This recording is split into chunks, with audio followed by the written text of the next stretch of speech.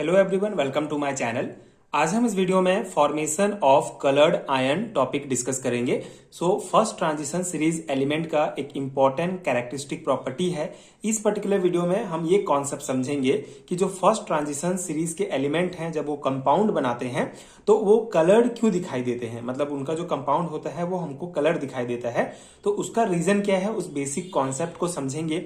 ये proper notes आपको provide करूंगा जो आपके सेमेस्टर एग्जाम्स के प्रिपरेशन के लिए बहुत हेल्पफुल होगा। एक बहुत इंपॉर्टेंट कैरेक्टरिस्टिक प्रॉपर्टी है। स्टार्ट करते हैं इसके बेसिक कॉन्सेप्ट से। Most of the compounds of transition metals are coloured in solid or in solution states. This is contrary to the compounds of S and P block elements which are normally white or colourless. ठीक है। इस paragraph में क्या कहा गया है कि जो most of the transition metal के कंपाउंड होते हैं, जो ट्रांजिशन मेटल के जो ज्यादातर जो कंपाउंड होते हैं वो हमको सॉलिड और सॉल्यूशन स्टेट में कलर्ड दिखाई देते हैं। ठीक है, कलर दिखाई देते हैं। एंड ये जो है S and P block elements की तुलना में ये पूरा विपरीत है, क्योंकि S और P ब्लॉक के जो एलिमेंट होते हैं वो नॉर्मली व्हाइट या कलरलेस होते हैं। ठीक है, तो बेसिक कॉन्सेप्ट ये है कि जो हमारा D ब्लॉक के एलिमेंट है, जो ट्रांजिशन सीरीज जो है, मतलब हम यहाँ पे फर्स्ट ट्रांजिशन सीरीज एलिमेंट के बारे में बात कर रहे हैं। तो फर्स्ट ट्रांजिशन सीरीज के जो एलिमेंट हैं उनका जो कंपाउंड होता है वो मोस्टली क्या होते हैं, कलर्ड होते हैं सॉलिड और सॉल्यूशन स्टेट में। लेकिन S और P ब्लॉक के एलिमेंट्स के जो कंपाउंड होते हैं वो नॉर्मली व्हाइट और कलरलेस होते हैं। तो दोनों विपरीत होता है। ठीक है, तो उसी को यहाँ पे कहा गया है। And the colour of the compound of transition metals may be due to the presence of an incomplete N-1 D subshell. ठीक है, जैसे कि हमने पिछले वीडियोस में ये कॉन्सेप्ट बहुत बार पढ़ा है कि जो हमारा फर्स्ट ट्रांजिशन सीरीज एलिमेंट होता है उसका जो डी सबसेल होता है वो इनकम्प्लीट होता है, कंप्लीटली नहीं भरा होता है। तो मे बी ये कारण हो सकता है इस कंपाउंड का कलर होने का कि जो ट्रांजिशन मेटल होते हैं वो उनका जो डी सबसेल होता है वो इनकम्प्लीट होता है। And the transition metal ion containing unpaired electrons can be easily promoted from one energy level to another in the same D subshells. ठीक है, अब इस कॉन्सेप्ट को मैं आपको समझाता हूं। देखिए इसमें क्या कहा गया है, जो हमारा डी सबसेल होता है, आपको पता है डी सबसेल में 5 ऑर्बिटल्स होते हैं। ठीक है, डी सबसेल में 5 ऑर्बिटल होते हैं, DXY, DYZ, DZX, X square Y square and DZ square, ये सब। ठीक है, मतलब नाम अलग अलग है। तो इस प्रकार से 5 ऑर्बिटल होते हैं डी सबसेल में। तो इन ऑर्बिटल का जो एनर्जी होता है वो लगभग समान होता है, बस थोड़ा सा डिफरेंस होता है। तो जो अनपेयर्ड इलेक्ट्रॉन होंगे, अगर जैसे मान लो यहाँ पे मेनली क्या होता है, हमारा अनपेयर्ड इलेक्ट्रॉन यहाँ पे होते हैं। ठीक है, तो ये जो अनपेयर्ड इलेक्ट्रॉन है इनको अगर लाइट या फिर हीट जो है ये एब्जॉर्व करेंगे तो ये इजिली जो है इस ऑर्बिटल से इस ऑर्बिटल में इजिली जा सकते हैं। ठीक है, तो मेन कॉन्सेप्ट ये है, उसी को यहाँ पे कहा गया है कि जो ट्रांजिशन मेटल आयंस होते हैं वो अनपेयर्ड इलेक्ट्रॉन कंटेन करते हैं। ठीक है, जो इजिली जो है एक ऑर्बिटल से दूसरे ऑर्बिटल में प्रमोट होते हैं जब उनको थोड़ा सा लाइट या थोड़ा सा भी एनर्जी मिल जाता है। ठीक है, ये कॉन्सेप्ट आपको समझ में आ गया। अब देखिए, when white light falls on such a compound it contain all visible colours, a certain amount of light energy is absorb to excite this electrons and this energy correspond to the specific colour of visible lights. ठीक है, अब यहाँ पे क्या कहा गया है कि कोई भी कंपाउंड, ठीक है, जिसमें अनपेयर्ड इलेक्ट्रॉन है, जब उस पर व्हाइट लाइट, ठीक है, व्हाइट लाइट को उस कंपाउंड पर जो है गिराया जाता है।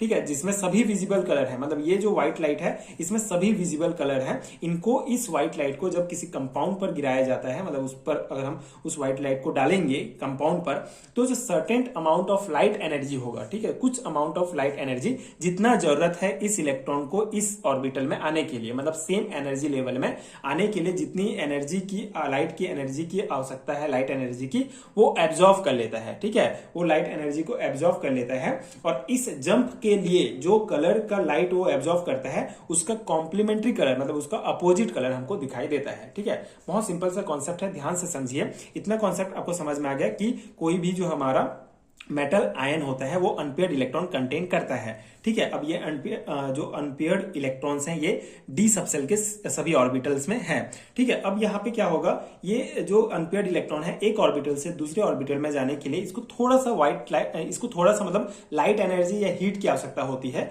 यहाँ पे हम कलर के बारे में बात कर रहे हैं, तो जब व्हाइट लाइट को इस कंपाउंड पे डाला जाता है तो जो कुछ अमाउंट तो ये कुछ अमाउंट ऑफ लाइट एनर्जी को एब्जॉर्व कर लेता है और वो एक एक्साइट हो जाता है, मतलब एक एनर्जी लेवल से दूसरे एनर्जी लेवल में चला जाता है, एक ऑर्बिटल से दूसरे ऑर्बिटल में।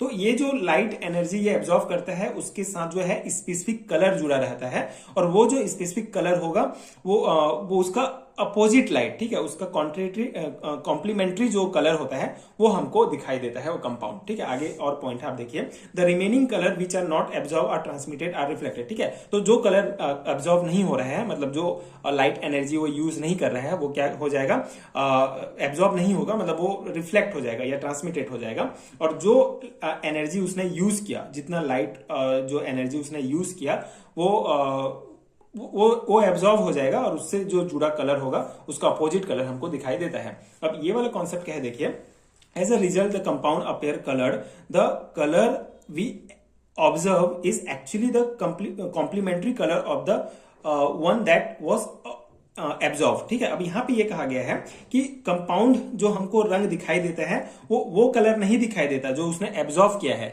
बल्कि उसका कॉम्प्लीमेंट्री कलर, मतलब उसका अपोजिट कलर हमको दिखाई देता है, ठीक है। ये बहुत इंपॉर्टेंट पॉइंट है, आप ध्यान रखेंगे कि कंपाउंड जो लाइट जो एब्जॉर्व किया वो हमको दिखाई नहीं देगा, बल्कि उसका कॉम्प्लीमेंट्री कलर, उसका अपोजिट कलर जो है हमको दिखाई देता है, ठीक है। अब ये कॉम्प्लीमेंट्री कलर आप कैसे निकालेंगे, बेसिकली एक कलर व्हील होता है, ठीक है, इसमें सभी विजिबल लाइट होते हैं। तो इसमें जो अपोजिट, जैसे यहाँ पे लाल है और इसके अपोजिट में पीला है, मतलब मैं ऐसे एग्जांपल के बता रहा हूं, तो हमको जैसे ये लाल है और ये पीला है, ये कलर में, मतलब सभी कलर इसमें होंगे। तो ये अगर हमको ये जो कोई कंपाउंड अगर ये लाल कलर को एब्जॉर्व कर रहा है तो हमको ये कंपाउंड इस कलर में दिखेगा, ये पीला कलर का दिखेगा, ठीक है। तो यही कॉन्सेप्ट यहाँ पे बताया गया है, ठीक है। आई होप आपको समझ में आ गया होगा ये कॉन्सेप्ट। अब हम कुछ एग्जाम्पल्स देख लेते हैं, जैसे यहाँ पे एग्जाम्पल के लिए हाइड्रेटेड क्यूप्रिक कंपाउंड लिया गया है। So for example, hydrated cupric compounds absorb radiation corresponding to red light and the transmitted colour is greenish blue which is complementary to red color, thus cupric compound have greenish blue color, ठीक है। जैसे यहाँ पे example से समझाया गया है, अगर हम हाइड्रेटेड क्यूप्रिक कंपाउंड लेते हैं जो कि रेड लाइट को एब्जॉर्व करता है, ठीक है, मतलब रेड लाइट को एब्जॉर्व करता है, मतलब जो एनर्जी, लाइट एनर्जी उसने यूज किया, उसके इलेक्ट्रॉन्स को एक एनर्जी लेवल से दूसरे एनर्जी लेवल में ले जाने के लिए उस लाइट एनर्जी के साथ रेड लाइट जो है वो था, कनेक्ट था, ठीक है, वो उस रेडिएशन से। तो रेड लाइट वो एब्जॉर्व किया, लेकिन रेड लाइट दिखाई नहीं देगा हमको क्यूप्रिक कंपाउंड, बल्कि वो उसका कॉम्प्लीमेंट्री कलर ग्रीनिश ब्लू दिखाई देगा, ठीक है। अब इसका मैं आपको जो है एक टेबल भी प्रोवाइड कर दूंगा, जिससे आपको पता चल जाएगा कि कौन से कलर का अपोजिट कौन सा है, ठीक है, तो आपके लिए इजी हो जाएगा। बाकी आप ये ध्यान रखेंगे, ये बहुत इंपॉर्टेंट पॉइंट है, ठीक है।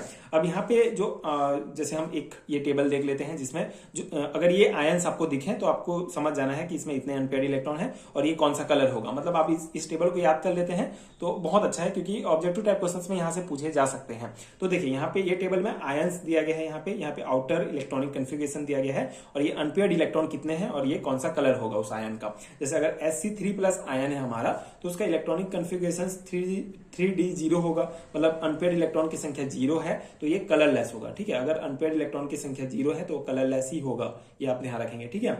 एंड Ti3+ जो है हमारा, इसमें एक अनपेयर्ड इलेक्ट्रॉन है, मतलब 3d1 इसका आउटर इलेक्ट्रॉनिक कन्फिगरेशन है, तो इसका कलर होगा पर्पल, ठीक है। उसी प्रकार यहाँ पे और दिया गया है Ti4+ का जो है 0 हो जाएगा तो कलरलेस हो गया।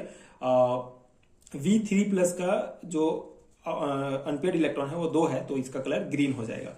उसी प्रकार 3+ का 3 है अनपेयर्ड इलेक्ट्रॉन तो वायलेट कलर, एंड Mn2+ का 5 है तो ये लाइट पिंक कलर। बेसिकली यहाँ पे मतलब जो कौन से कितने अनपेयर्ड इलेक्ट्रॉन है इसके हिसाब से डिसाइड नहीं होता कि कौन सा कलर होगा, बल्कि वो कौन से रेंज का कलर एब्जॉर्व कर रहा है उस हिसाब से यहाँ पे डिसाइड होता है। तो आप ये टेबल याद रख सकते हैं, आपके लिए काफी आसानी होगा कि कौन से आयन का कौन सा कलर है, ठीक है। ये आपके लिए हेल्पफुल होगा, आप ये ध्यान रख सकते हैं।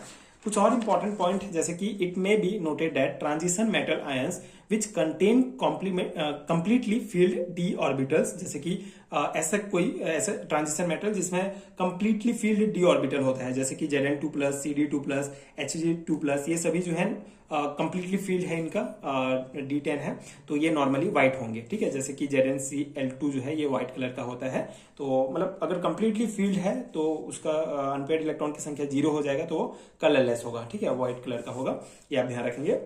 अब इस टेबल की मैं बात कर रहा था, ये टेबल आप अच्छे से ध्यान रखेंगे। ये टेबल बेसिकली हमें ये बताता है कि अगर कोई सब्सटेंस पर्टिकुलर कलर का लाइट एब्जॉर्व करता है तो तो हमें उसका कॉम्प्लीमेंट्री कलर दिखता है। जैसे कि यहाँ पे अगर वॉयलेट कलर एब्जॉर्व करता है तो हमको येलो ग्रीन दिखाई देता है। या दोनों टेबल आप याद रखेंगे, अगर ब्लू कलर वो एब्जॉर्व करता है तो हमको येलो दिखाई देगा, ग्रीन ब्लू अगर एब्जॉर्व करता है तो ऑरेंज, ब्लू ग्रीन अगर एब्जॉर्व करता है तो रेड, ग्रीन अगर एब्जॉर्व करता है कोई कंपाउंड तो हमको पर्पल दिखाई देगा, येलो ग्रीन का वॉयलेट, येलो का ब्लू और ऑरेंज का ग्रीन और रेड का ब्लू ग्रीन। ठीक है, तो ये इसका कॉम्प्लीमेंट्री कलर है जो इस टेबल में दिया गया है, ये आप ध्यान रखेंगे। बाकी इतना में ही आपका पूरा कॉन्सेप्ट कवर हो जाता है। जो हमारा टॉपिक है फॉर्मेशन ऑफ कलर आयन, ठीक है, आपके सिलेबस में दिया गया है। फर्स्ट ट्रांजिशन सीरीज का एक इंपॉर्टेंट कैरेक्टरिस्टिक प्रॉपर्टी है। आई होप कि आपको कॉन्सेप्ट समझ में आ गया होगा। अगर आपको कॉन्सेप्ट समझ में आ गया तो बहुत आसान होता है आपके लिए, आप अपने शब्दों में भी इसको एग्जाम में लिख सकते हैं। तो ये था कंप्लीट कॉन्सेप्ट। आई होप कि आपको समझ में आ गया होगा एंड ये नोट्स आपके एग्जाम प्रिपरेशन के लिए हेल्पफुल रहा होगा। एंड आगे की वीडियोस देखने के लिए आप चैनल के साथ जुड़े रहिए। एंड इनहेरिटेड नोट्स अगर आपको चाहिए तो नीचे आपको डिस्क्रिप्शन बॉक्स में लिंक मिल जाएगा। Thank you so much for watching.